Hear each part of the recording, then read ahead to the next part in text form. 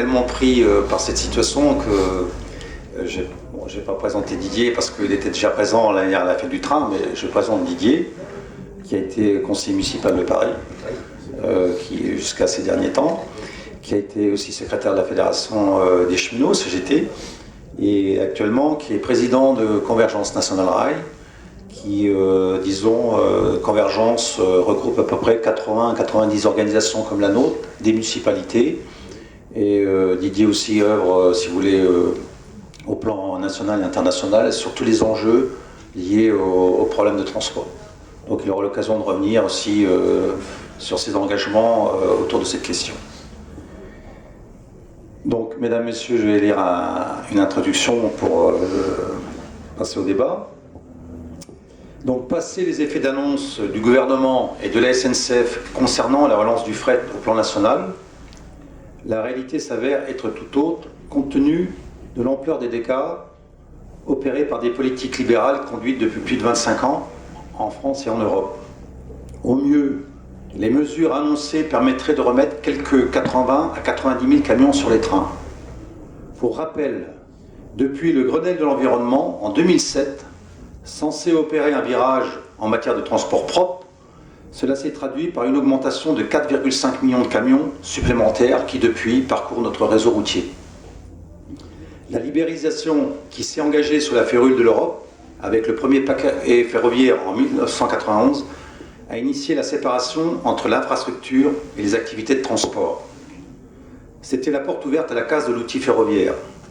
Les autres paquets ferroviaires n'ont répondu qu'à cette logique, avec comme conséquence un affaiblissement de l'outil de transport public et l'arrivée d'opérateurs privés. Le tout accompagné d'une casse de l'emploi sans précédent, avec des dizaines de milliers d'emplois perdus et des savoir-faire indispensables au fonctionnement d'entreprises publiques. Cependant, contrairement aux objectifs affichés, la part du fret n'a cessé de diminuer, tous opérateurs confondus, en 20 ans, de 57 milliards de tonnes à moins de 20 milliards, avec une part modale aujourd'hui qui est en dessous des 10%. Pas étonnant quand on sait que Fret SNCF a divisé son offre de transport par 3 pour répondre aux plans d'économie qui lui ont été imposés. Entre 1989 et 1993, la SNCF a fermé 2800 gares au service du fret. Sur notre région, près de 23 lignes dédiées au fret ont été fermées. Puis, ce fut le tour des triages, Mésidon, Le Havre et Sotteville, précipitant la fin du wagon isolé, voire du lotissement. Dans le même temps, la filiale du groupe Géodis, du groupe SNCF Géodis, est devenue le premier groupe de transport français et le troisième transport routier européen, notamment sous l'impulsion de Guillaume Pépi. Elle a connu un essor florissant à coup de rachats d'entreprises au plan national et international, notamment en Europe, devenant ainsi le premier concurrent de Fret SNCF.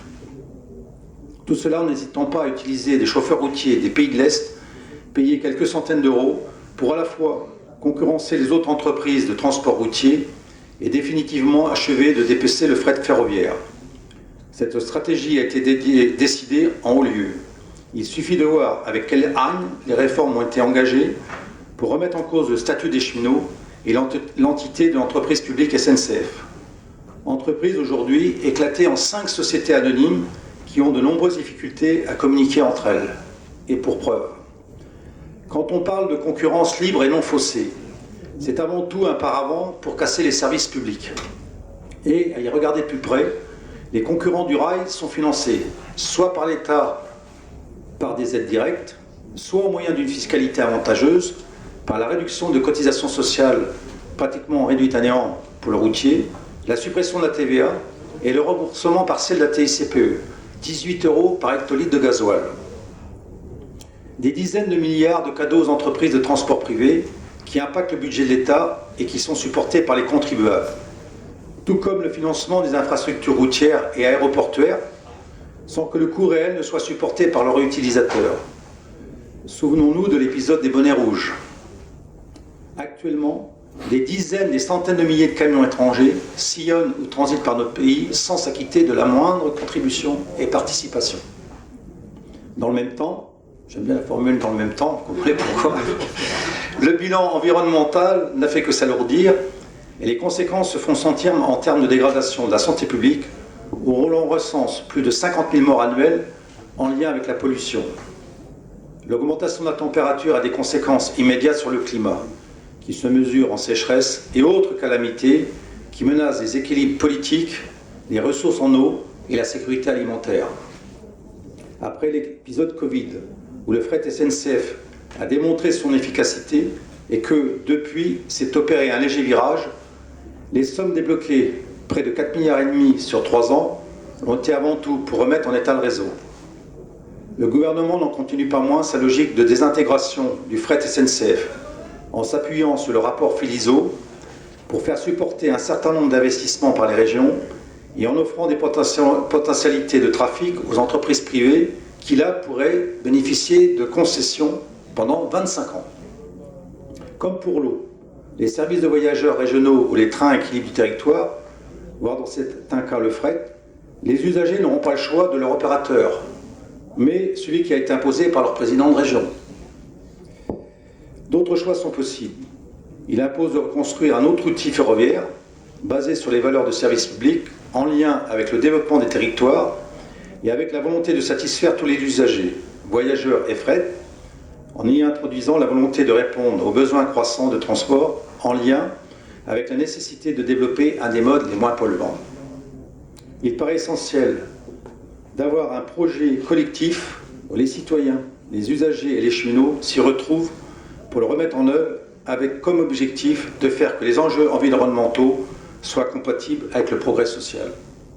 Nous sommes là pour en débattre.